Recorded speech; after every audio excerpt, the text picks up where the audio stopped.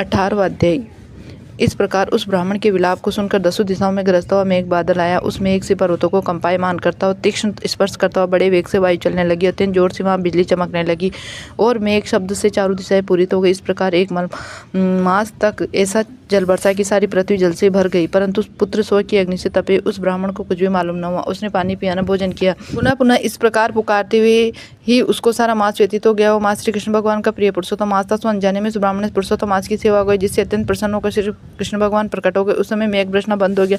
फिर उस ब्राह्मण ने श्री कृष्ण भगवान को देखकर शीघ्र पुत्र को पृथ्वी पर रखकर स्त्री सहित श्री कृष्ण भगवान को दंडवत नमस्कार किया। हाथ जोड़कर श्री कृष्ण भगवान के आगे बैठ गया। अनजाने में पुरुषोत्तम मास के सेवन से प्रसन्न होकर भगवान अमृतवाणी से बोले, हे सुदेव, तुम धन्य हो और अत्यंत भाग्यवान हो। जो कुछ होने वाला है सो सुनो।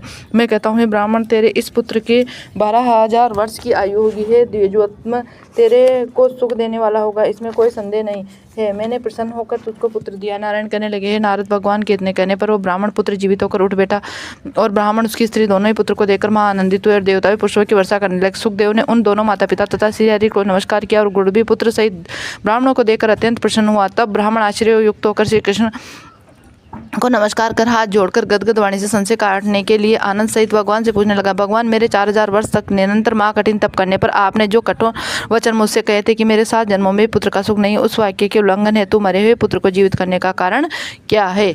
18वां अध्याय पूर्ण हुआ।